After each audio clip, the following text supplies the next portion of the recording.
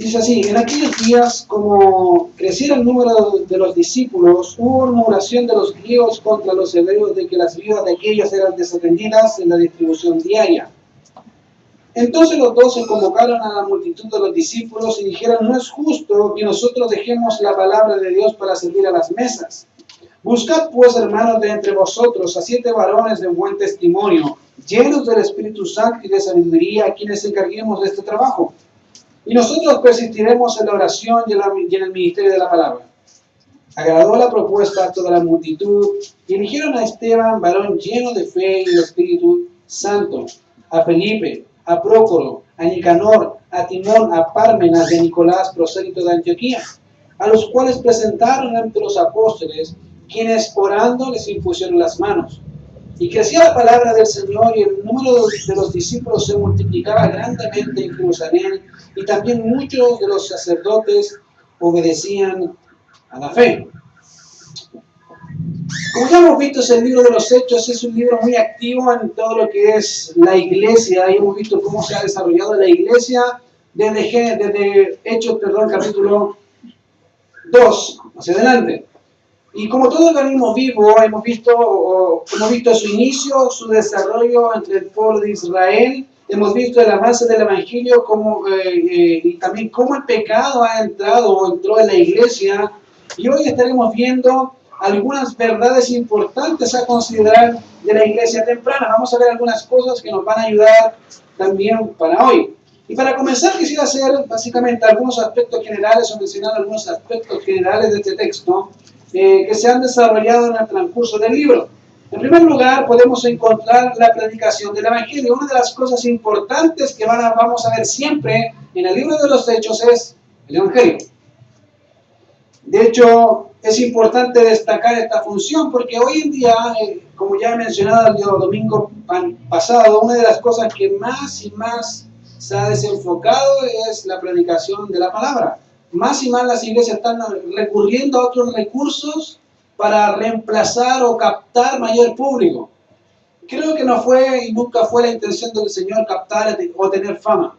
De hecho, muchas veces cuando veía que la gente iba por fama, Él los echaba. No quería tener personas que lo siguieran solamente por teatro o por milagros, sino discípulos.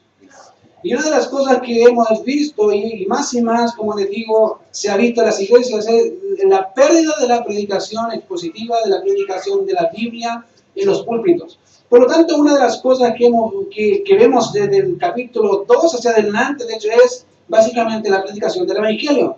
Y fíjense que el mismo Señor Jesucristo declaró esta función como parte crucial, importante del ministerio de los apóstoles. Hechos capítulo 1, verso 6, Él les dijo antes que se fueran. El verso 8 dice: me seréis testigos en Jerusalén, en toda Judea, en Samaria y hasta el último de la tierra. Eso dice 1:8.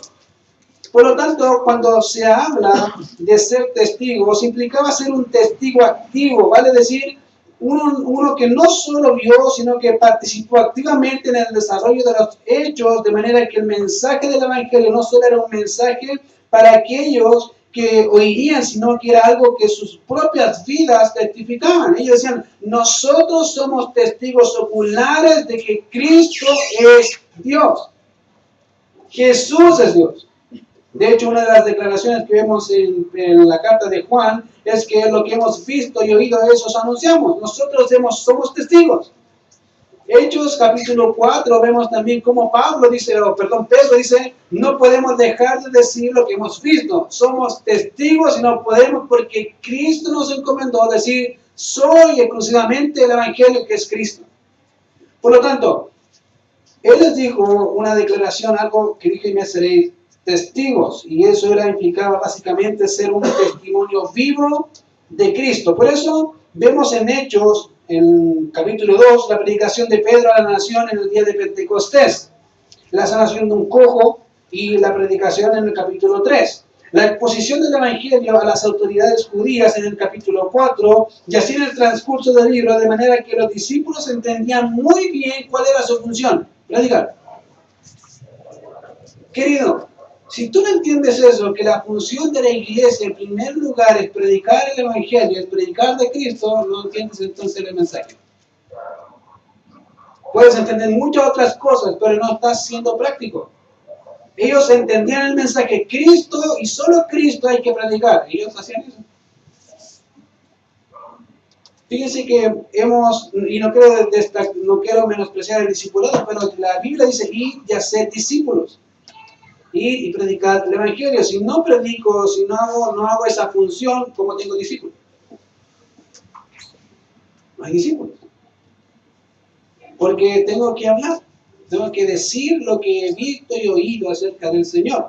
Entonces, fíjense que hasta el capítulo 4 vemos básicamente lo que es la función. Capítulo 5 vemos ya la caída, cómo el pecado entra en la iglesia, Ananías y Zafira. ¿Se acuerdan de eso? Bueno, ahí vemos el pecado actuando dentro ya de una iglesia y cómo a pesar de que ya lleva un poco tiempo, vemos que si bien somos una iglesia y era una iglesia sin duda redimida por Cristo, eso no significaba que no haya pecado. Hay pecado y vemos las consecuencias del pecado de Ananías y Zafira, que fue muerto. Dios mostrando su santidad y también su justicia al actuar de esa manera. Pero hablando de algunos aspectos generales, podemos ver no solamente el hecho de que debían ser testigos y predicar el Evangelio, sino que también era necesario establecer un organigrama, una forma de orden. Como les dije, de hecho, cuando vemos el desarrollo creciente de la iglesia, notaremos que en la primera predicación de Pedro hubo más o menos como 4.000 personas que respondieron al mensaje de Pedro. De hecho, capítulo 2, verso 41, dice que fueron alrededor básicamente de 3.000. Obviamente la función de Pedro era predicar. Él predicaba y se añadían personas. En el capítulo 2, verso 47 se nos dice, y el Señor añadía cada día a los que habían de ser salvos. Obviamente, ¿cuál era la función de Pedro? Y de los discípulos, apóstoles, era predicar, y el Señor añadía. No solamente Pedro predicó esas 2 veces, Pedro yo creo que predicaba cada día el Evangelio, de manera que cada día Dios añadía personas. Esa era su labor, eso era lo que el Señor le había encomendado. Ahora, si cuando llegamos al capítulo 4, verso 4, vemos que la cantidad de los convertidos que ya habían estado en la iglesia, eran parte de la iglesia, eran 5.000 varones, solamente hombres, sin incluir niños, sin incluir mujeres. De hecho, probablemente los teólogos dicen que en realidad la multitud llegó a ser más o menos 20.000 personas. 20.000. Un número no muy pequeño, que digamos. Bueno, en esa función podríamos decir que ese es un caso aproximado. Algunos que dicen que es un poco más, pero no hay evidencia suficiente como para decir que eran 100.000, ¿no? Más o menos 20.000 y un poco más era lo que se estima. Entonces, cuando vemos el avance de la iglesia, vemos también cambios en su estructura. Vemos en principio, vamos a ver solamente a los apóstoles predicando, pero ya en el capítulo 6 vamos a ver cómo se introducen otras personas a participar dentro de la iglesia. Ahora, fíjense que cuando vemos el capítulo 6, verso 1, dice, en aquellos días cómo crecerá el número de los discípulos, y es exactamente lo que ha estado pasando. Los discípulos han estado añadiendo más y más y más, de manera que ya, como les digo, ya se hace un poco incómodo tratar con tantos temas. Y eso era lo que estaba pasando. Ahora, déjenme notar algo en el texto. En algunas ocasiones, y lo digo muy particularmente, he oído decir que es mejor una iglesia pequeña que una iglesia grande. Y no sé, pues, tienen su argumento. Algunos de esos argumentos que hay sobre este tema de que son mejores las iglesias chicas que la iglesia grande, no lo encuentro muy válido, pero voy a mencionar algunos. Ejemplo. Hay un argumento que dice que el pastor no sería capaz de visitar a todos los hermanos. Un argumento. El pastor no es mejor iglesia chica porque el pastor no los puede visitar a todos. ¿Ya? Otro argumento que he escuchado es que obviamente no solamente que no puede visitarlos, sino que entre más grande la iglesia, más grandes son los problemas. Ahora, déjenme decirle algo, hermano. El pastor, en primer lugar, no está llamado a visitar a cada hermano. No hay ningún versículo de la Biblia que diga, el pastor visite todos los días a los hermanos. No. encuentro el mismo versículo. Lo que sí encuentro es que debemos animarnos los unos a los otros. Y eso implica al pastor de la iglesia. Eso sí, pero que el pastor visite cada hermano. Imagínense una iglesia de 3.000, pero el pastor no alcanza, va a estar 3 años visitando a cada hermano y ni siquiera así lo va a alcanzar. Por lo tanto, el argumento no es válido, porque aquí habían 20.000 aproximadamente, entonces el argumento no concuerda. Y la Biblia en ningún momento dice que es malo la cantidad numerosa de hermanos. En segundo lugar, el segundo argumento que dice que entre más grande la iglesia, más grandes los problemas, tampoco es tan cierto. Porque la iglesia puede ser tan pequeña, pero tener problemas tan grandes, porque no tiene que ver con el tamaño de la iglesia, sino con la obediencia de la iglesia. No con el tamaño. Puede ser una iglesia chica y ser súper obediente. Como puede ser una iglesia grande y muy mal portada. O al revés, puede ser una iglesia grande y todos obedientes, haciendo la voluntad de Dios, predicando el evangelio, todos siendo discipulados, y la iglesia chica haciendo nada de eso. No tiene que ver con los problemas, tiene que ver con el corazón de la iglesia. Entonces ese argumento que dicen que iglesias grandes son complicadas, no creo que sean complicadas. Complicada va a ser la estructura. ¿Cómo organizamos esto de tal manera que cada hermano tenga con quien compartir? Que no queden solos. Eso es otra cosa. Por lo tanto, fíjense que una de las cosas que vemos en el texto mismo es que dice que como creciera el número de los discípulos, por lo tanto apoya que los discípulos deben acrecentarse, no disminuirse. Se supone que la persona que predica va a entender y entiende que el número tiene que multiplicarse, avanzar en la labor. ¿Cómo se hace? Predique el evangelio. Ahí está.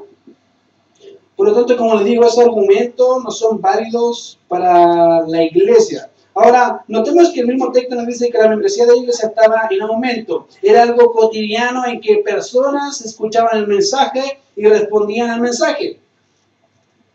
Se añadían. Fácil. Y en medio del crecimiento que estaba teniendo la iglesia, viendo cómo más y más hermanos se añadían, algo pasó. ¿Cómo suele suceder? Fíjense qué pasó. Dice, hubo murmuración de los griegos contra los hebreos, desde que las viudas de aquellos eran desatendidas en la distribución diaria. Problemas. En medio de la labor de evangelización, de hablar de Cristo, pasó algo. Ups. Dice que empezaron las murmuraciones. Y es interesante notar lo que el texto nos dice, porque hay murmuraciones. Ahora, podríamos pensar en decir, ¿qué tiene de interesante que la gente murmure? Bueno, lo interesante es que esta palabra murmuración solamente aparece 2 veces en el Nuevo Testamento. La primera vez que aparece fue en Juan capítulo 7, versos 2 y 13, en donde al celebrarse la fiesta de los tabernáculos, la gente empieza a hablar de quién era Cristo, si Cristo era bueno o era malo. De hecho, el texto dice, y había un gran murmullo acerca de él, acerca del Señor entre la multitud, pues unos decían, es bueno, pero otros decían, no, sino que engaña al pueblo, porque ninguno hablaba abiertamente de él por miedo de los judíos.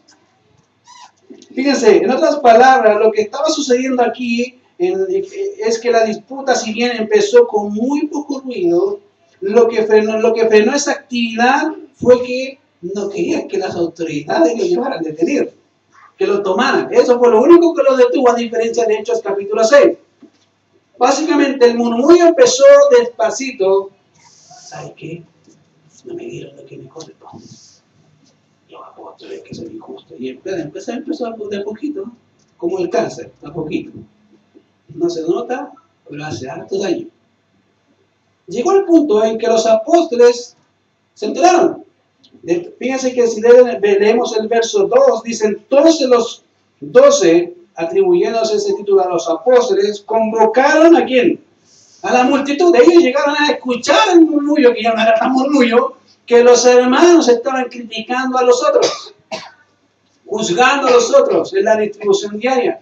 Entonces, una de las cosas que vemos es que obviamente este murmullo llegó a los oídos de los apóstoles. Ahora notemos 3 importantes aspectos de este problema. 1, tenemos el autor de la murmuración. En este sentido dice que, en este caso se nos dice que hubo murmuración de los griegos. Y no está hablando, por si acaso, de los gentiles. Uno está hablando de gentiles, de personas que no son creyentes, que no son judías. En realidad, no, está hablando de judíos que eran helenistas. ¿Qué significaba? Eran judíos que en alguna medida se empezaron a mezclar con los gentiles, empezaron a adaptar su cultura a los griegos y se empezaron a apartar un poco más de sus costumbres. Se comportaban más como gentiles que como judíos, pero eran judíos. Su idioma era más griego que hebreo.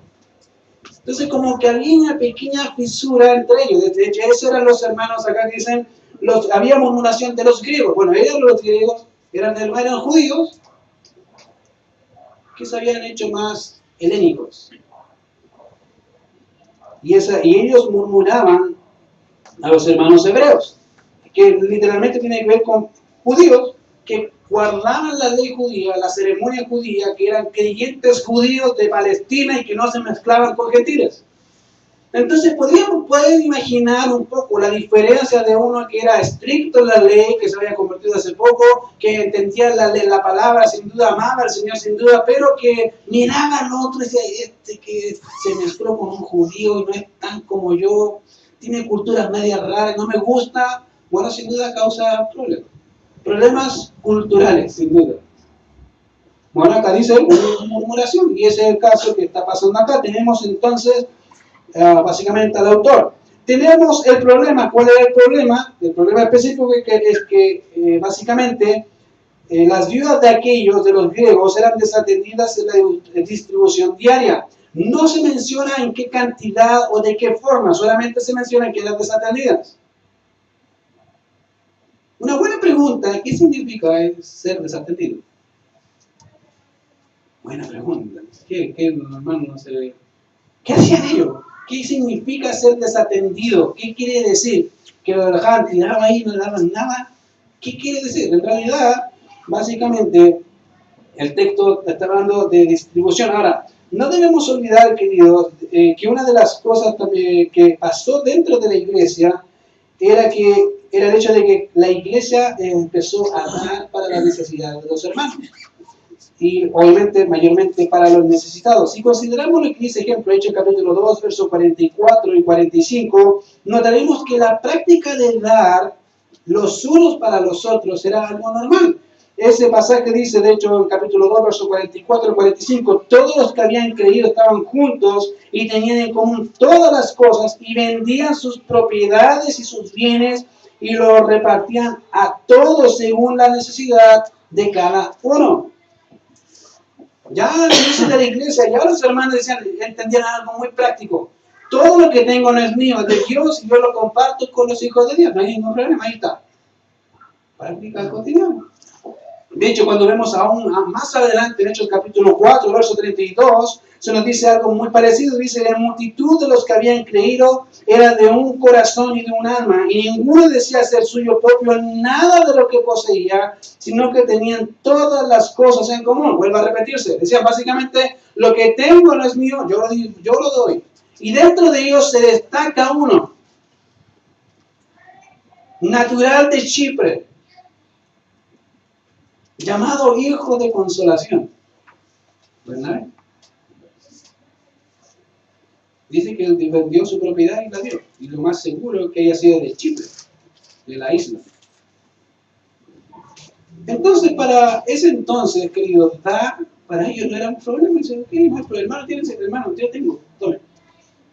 Ningún problema. De manera que cuando llegamos al problema de la distribución que se daba o que se debía dar a los hermanos griegos, podríamos decir que podría abarcar dos grandes áreas, tanto la repartición del dinero como también la comida. No dice específicamente qué, pero el término mesas que aparece ahí, que la doctrina dice que básicamente que iban a repartir las mesas, tiene que ver más con un asunto contable. Puede ser contable o no contable, ¿ya? De hecho, se dice el texto. Verso 12, entonces los 12 convocaron a la multitud de los discípulos y dijeron, no es justo que nosotros dejemos la palabra de Dios para servir a las mesas. Ahí está el término.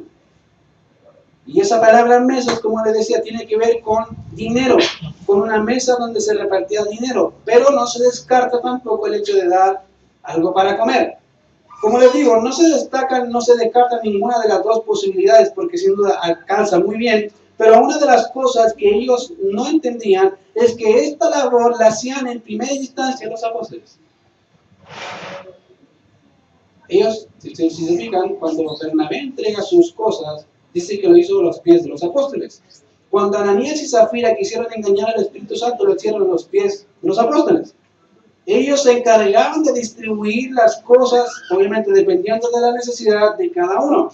Entonces, cuando pasó esto, hubo un gran problema porque básicamente se estaba desenfocando la función apostólica. ¿Qué pasó? Entonces los 12 convocaron a la multitud de los discípulos. Fíjense, los apóstoles ya hay un pequeño cambio. Pasan a ser apóstoles y los discípulos pasan a ser discípulos de los apóstoles. ¿Se acuerdan que cuando estaba el Señor, lo que eran llamados discípulos eran los 12, básicamente? Ahora no, cambiamos. Los apóstoles, que eran los discípulos del Señor, pasan a ser apóstoles, y ahora los discípulos, básicamente son seguidores del Señor, sin duda, pero enseñados por los 12 apóstoles. Ahora, ¿qué pasa? Dice, entonces los 12 convocaron a la multitud de los discípulos y dijeron, no es justo que nosotros dejemos la palabra de Dios para servir a las mesas. Y esto es precisamente el punto crucial de cambio. Hay un cambio, dicen, miren, el problema de esto es que no podemos estar todo el día en esta labor porque no estamos llamados a hacer esa labor. No podemos dedicar tiempo para eso. No porque no queramos, sino porque tenemos otra función.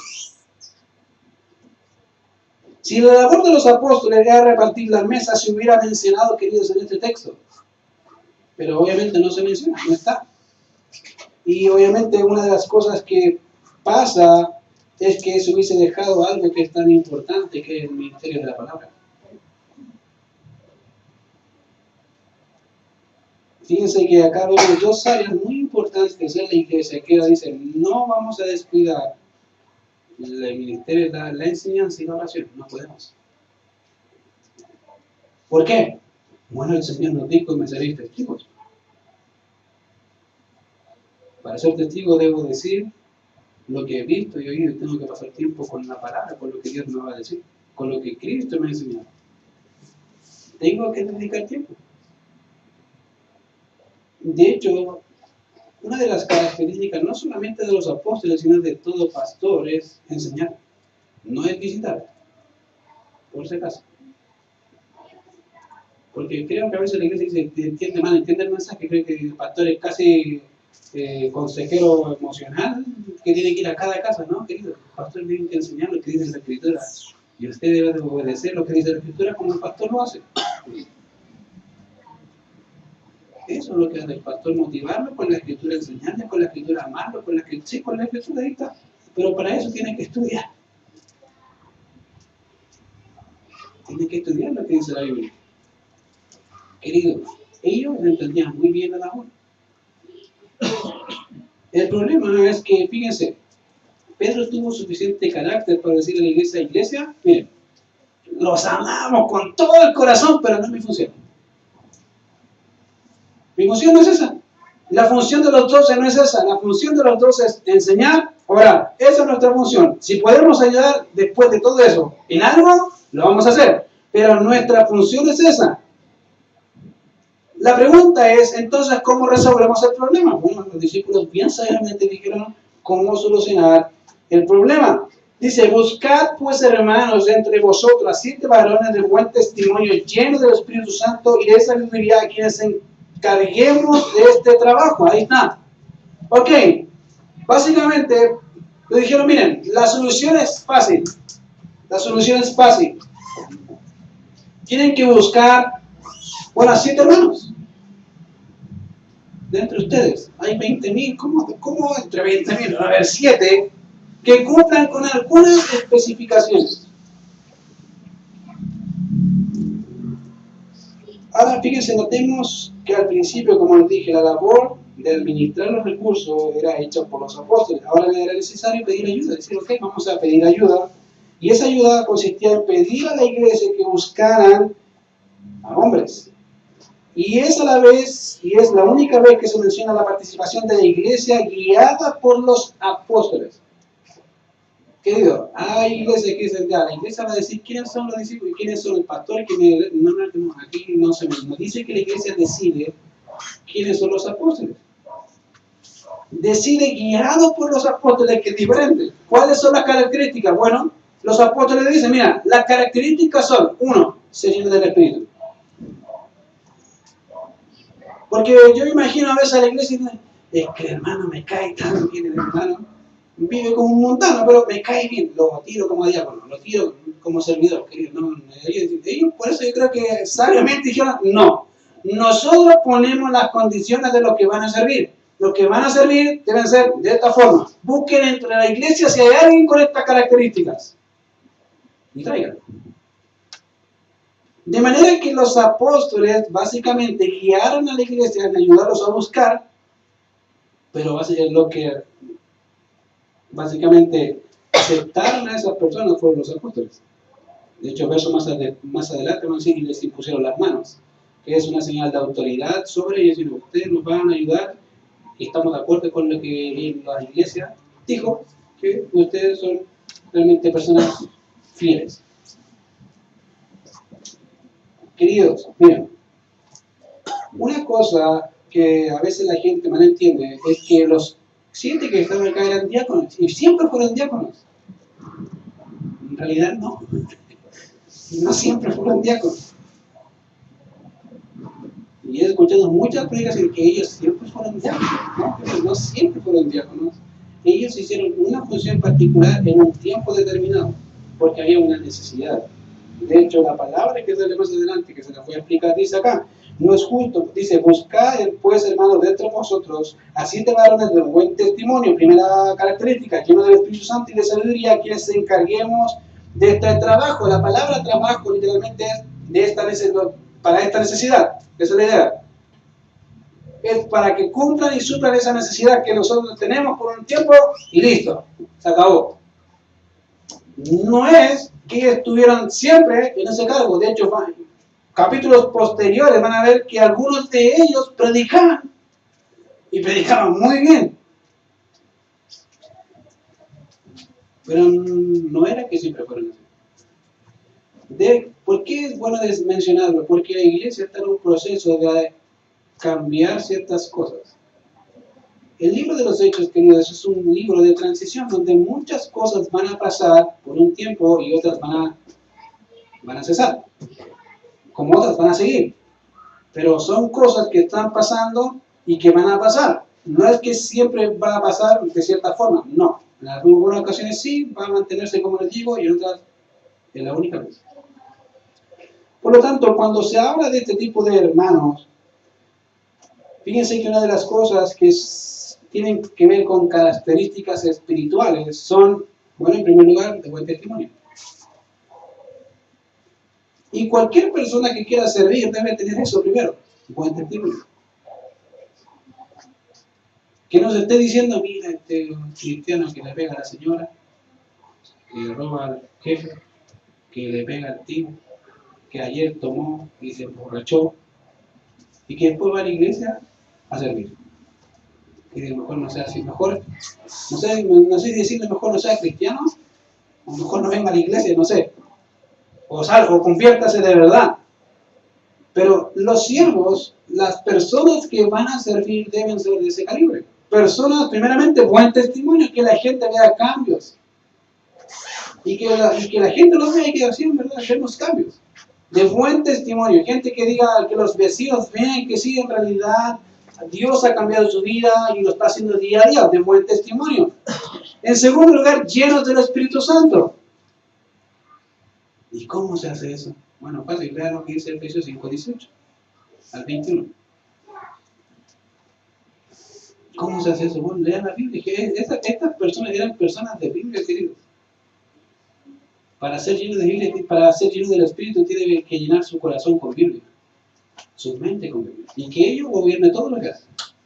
En simples palabras, es ser práctico con este libro. Es decir, Dios dijo eso, lo hago, listo. No me complico, no hago nada más. Dios me mandó, lo hago.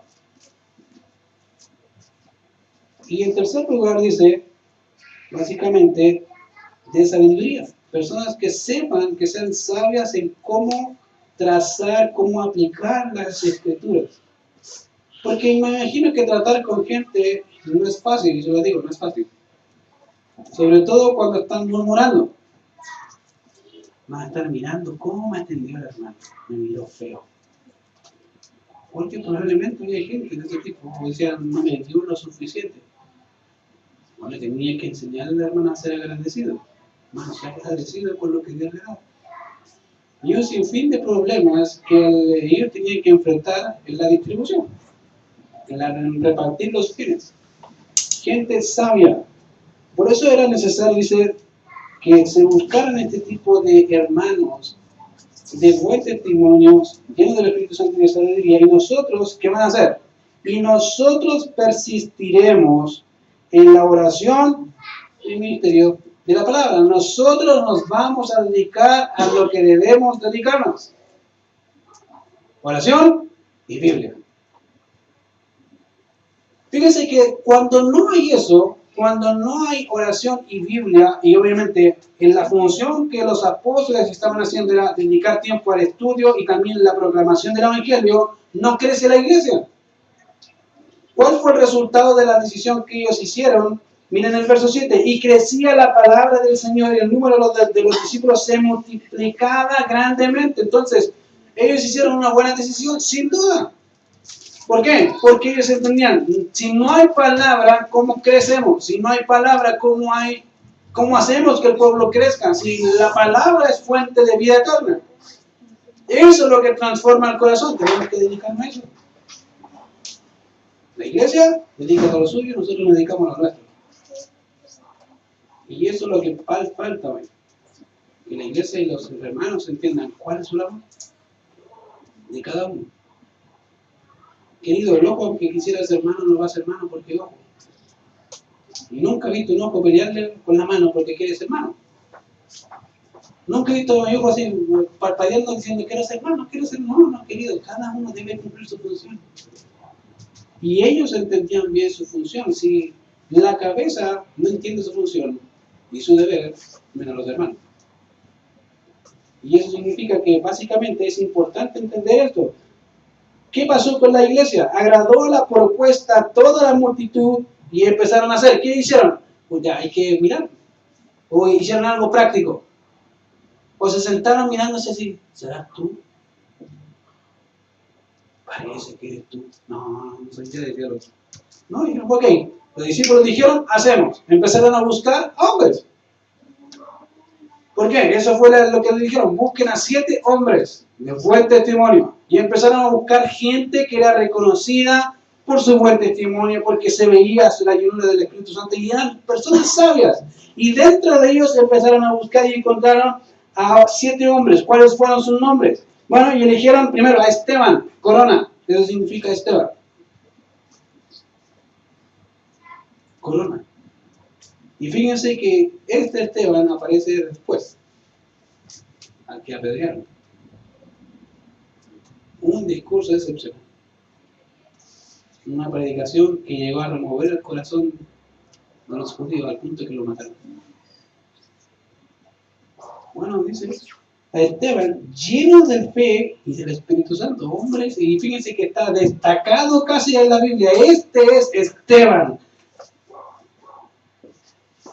Lleno de fe, lleno del Espíritu y lo destaca por sobre los otros. Procuró a Nicanor, a Timón, a Pármenas y a Nicolás, prosélito de Antioquía, a los cuales presentaron, ¿se fijan?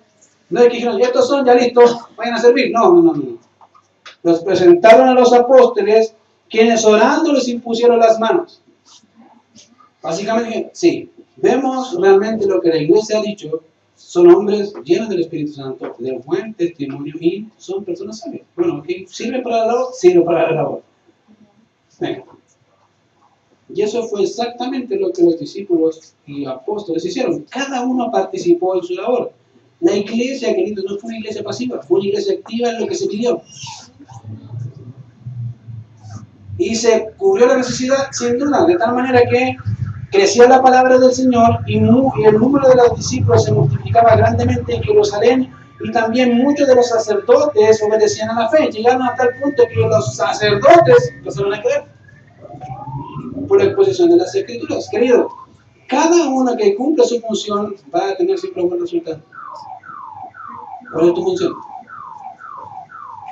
Por si acaso, he dicho que el don de sentarse no existe. ¿Ya? El don de sentarse no existe en la iglesia ni está en la Escritura. Hay otro, hay como 16 dones, querido. Busque el suyo, vea cuál don tiene usted. Y sirva. Sirva al Señor. Pero hay una labor que es importante destacar también, que el pastor y los que sean deben estar con esa función también. Querido, la iglesia no va a avanzar si la iglesia no entiende su función. ¿Cuál es tu función? Fíjense que una de las cosas que más veo en la iglesia es que el pastor ya casi pasa a ser el que recibe a la gente, pasa la ofrenda, cuida a los niños, le hace clase a los niños, predica el evangelio, hace discipulado, predica en los cultos y en la iglesia se sienta. Querido, eso no funciona.